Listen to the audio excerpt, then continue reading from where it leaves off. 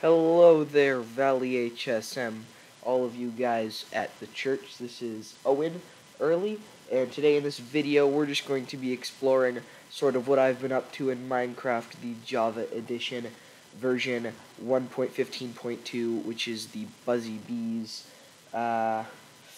So, I am part of the Valley HSM creators, and we are going to be looking through all of this stuff. You might want to turn the volume down first.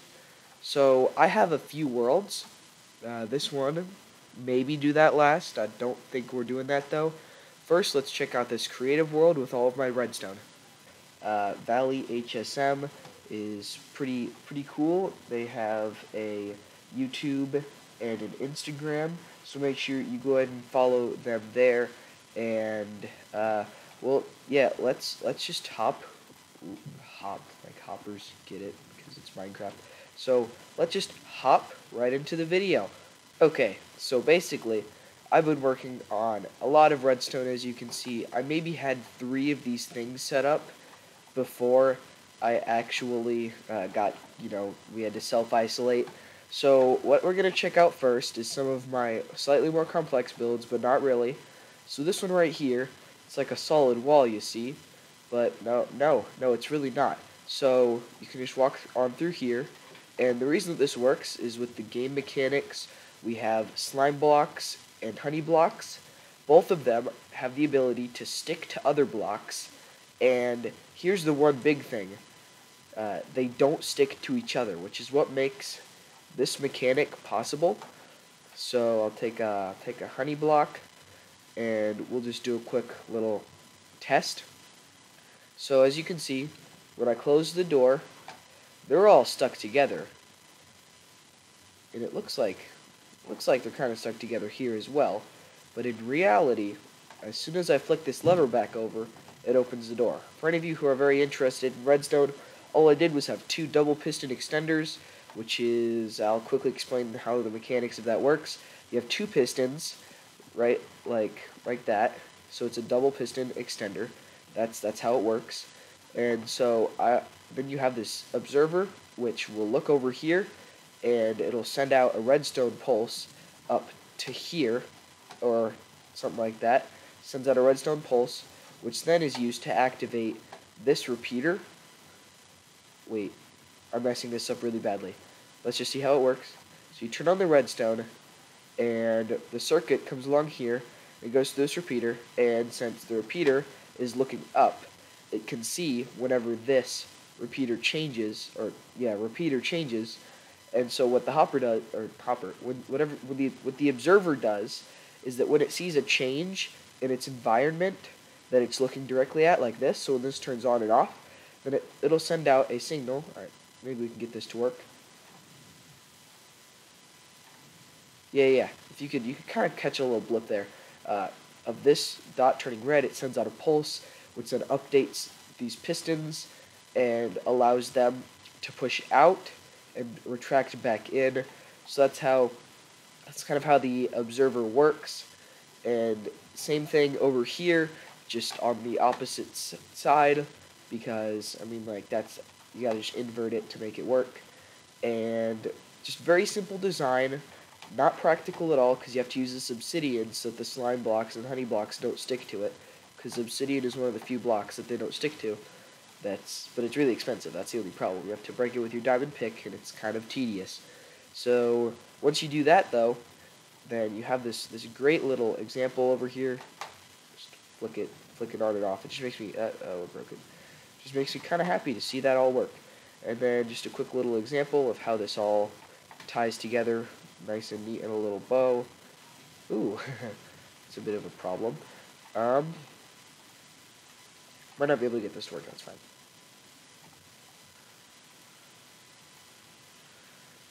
Oh, I know what the problem is. Okay, so what happens also with redstone is the slime blocks and the honey blocks are only able to move, or sticky pistons, and slime blocks with slime blocks on them are only able to connect throughout 12 blocks. So you're only able to move 12 blocks.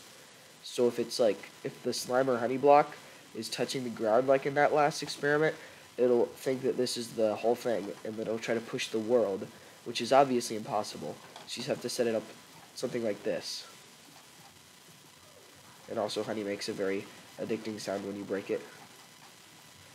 Okay, that should work. Yeah, see? So they don't stick to each other, but it'll stick to other things.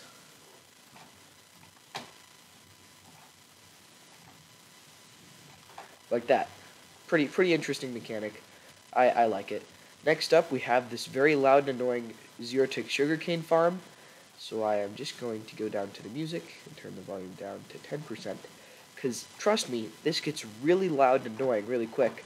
Because we have 1, 2, 3, 4, 5, 6. We have 6 pistons firing in rapid time. Oh no, 7. And so what this does is it pushes the dirt back and forth and moves this stuff around. I don't know, a bunch of fancy engineering stuff.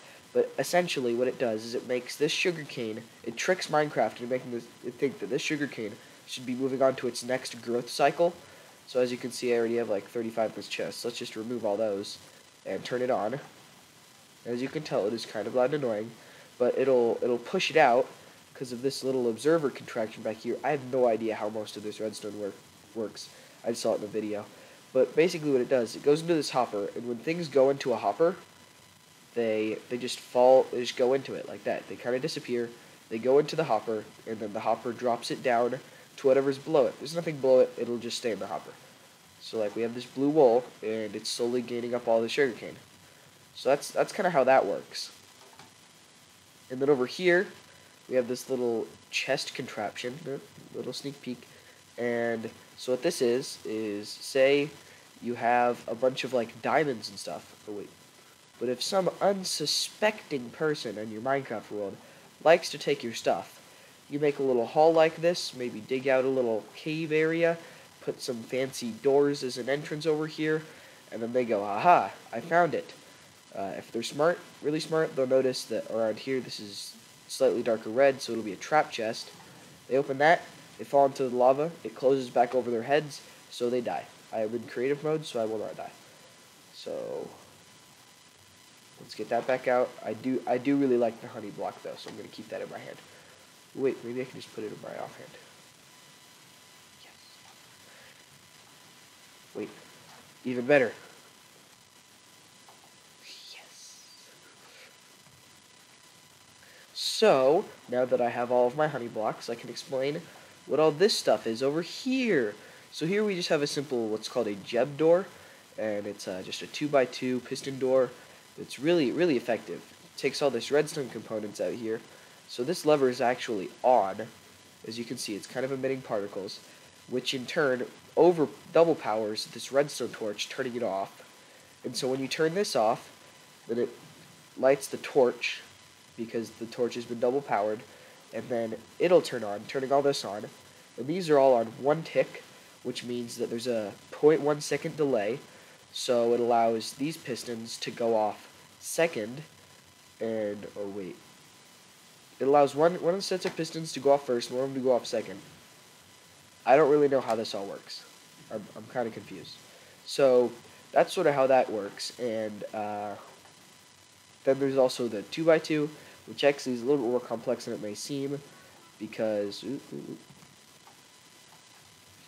just have all this circuitry under here. You think that there's nothing special going on, but it involves like a repeater, a torch, double powering something or whatever, and so that's just a kind of interesting aspect that you got to think about. And then it comes under here, and it just pulls this back, and then boom, you got yourself a door. I actually use this in my Xbox world, and this can be implemented just to make it look sort of prettier. I just use wool because it's easy to see the redstone circuits and stuff, so it can be made to look, sort of normal. I think that if you put this in, where is it, sort of in this like obelisk little format over here, and maybe make the ground stone, and then this pressure plate, a stone pressure plate, makes it virtually invisible. Now this does not work at all, but it'll make it virtually invisible, and then if you decorate it right, and maybe put some vines over the entrances, makes it look pretty cool. And here's just a little shulker box with some redstone stuff. So also, I just built this little contraption, and I'll explain what this is in a minute to the one viewer that stuck along long enough to hear me ramble like this. So what we have here is this is a really complex but essential Minecraft thing called a toggle flip-flop. So what it does is you can use things like a button, which any of you veterans will know. Buttons can only be used. Buttons can. So what they do is they send out. Come on. They send out a quick redstone pulse. Like as you can see, it gets pushed down, but then as soon as it goes up, like that, then the pulse stops. So what the T flip-flop does is it uses some game mechanics to turn this on and push this up, which pushes through here, which activates this, and then when it gets deactivated, some weird mechanics make this come back, but not take this with it, even though this is a sticky piston. And so I don't really know how this works. I'm not smart enough, but basically, this redstone block it just powers things like redstone down here, and so that just moved that door. So it's if you want to impress your friends and use a button to like do a permanent toggle switch, a toggle flip-flop, then this is definitely what you're going to want to use. So my friend personally used this on me once, and it made me feel kind of embarrassed because I didn't know how it worked. But it is a pretty interesting contraption that can be used in a variety of different ways. So over here, I terraformed a bit of land, which basically means I just changed it to how I wanted it. And this could maybe be like a cool, maybe you have like a base up here, and it's just a castle, but you don't want anyone to get in it, you know? So you just don't make any doors, all right? That's the big brain move. As you can see, I already got some circuitry back here, but you have like a hill, and you just make the whole thing like this. So there's a little bit of overhang. It looks really pretty down here, and that's kind of a secret. And so it's just a big circle. Just imagine it, a big circle, stuff on top, little hilltop, and then a little bit of overhang. And you're like, shucks, this is great. But like, I don't want anyone to know how to get in. So here's what you do: you use the toggle flip-flop that was just shown, and you implement it into a system like here. Like it's all covered up by this. Then maybe this is ground level, where you just it's all flat around there around the circle. Put your castle on top of it, and then you can just do this. Just go click, and boom, it's open. And so then this is maybe like decorated a little nicely. Like as soon as you pass the pistons, then it like opens up into this big underground bat cave. Like I just have so many good ideas for this, and it's just an incredible way to sort of like hide your base. Then once you're in it, you like toggle it again. The only time where this would not be good is if you're doing PvP, player versus player, and someone is gonna kill you, because then they're gonna know how to get in your base. So kind of misses the whole point. But I guess it's a pretty rad way to get into your base without letting anybody know. And with a good look at all of the actual things that work, unlike you, in my redstone world, we're going to go ahead and take a look at my actual survival world. Okay, so I just made a video for this that's up right now on my YouTube channel. So if anyone's watching this on the Valley HSM page, and they would just like to see a survival series of me, just when this video is coming out, I also put up a video of me in my survival base, just doing a little tour, so that I can maybe start a standardized series and make videos starting hopefully tomorrow. Right now it's night time, so we're gonna just go ahead inside. So this is my pride and joy, basically, because I have been working on this. I've worked on it for quite a few hours. I think that I can check the in-game logs here. Hold up. Okay, here it is. Time played, 5.31 hours. So I've played like 5 hours and 31 minutes so far just on this one world, which is kind of insane given how little progress I have on it. I feel like I should have a little bit more, but I'll just give a quick tiny tour of this, because there's a full video of this up at my actual channel where I actually voice some cool ideas for the future of this base. Okay, so just a quick look around. I have this little pretty cool bed with some trapdoors. I can't really tell if I want them up or down. I think it looks nicer down, so I just left it like that. This is where the enchantment table is going to be. It's also the temporary separatist Trade Federation battleship, or Space Invader, I guess. I don't know. So this is where the enchantment table is going to be. I kind of like this area. I hate the fact that this is just one wide, but I can't make it any wider because otherwise it would break into the chest room, which would be a problem. So I might have to fix this. But also, I'm going to make my nether portal right here because it's a 2-block center. So I'll make it like right over here.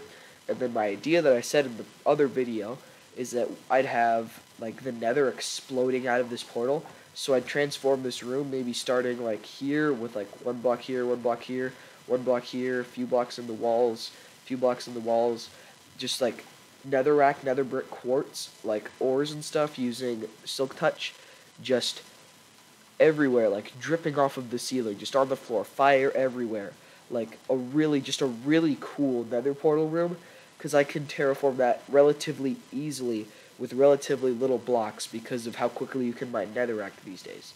So I think that would be an interesting concept.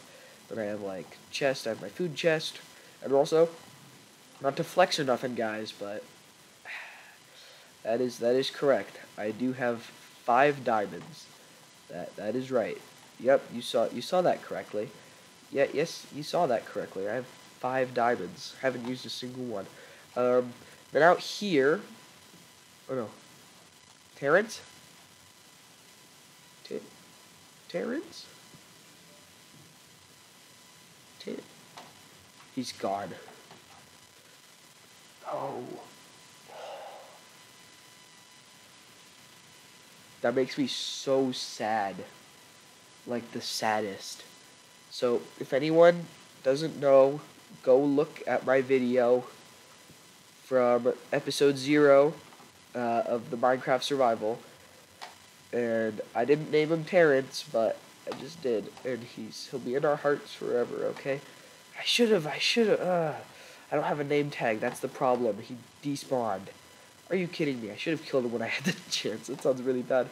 Okay, so I have this little wheat farm out here because I'm eventually going to probably make some cows. And so yeah, that'll be useful to have.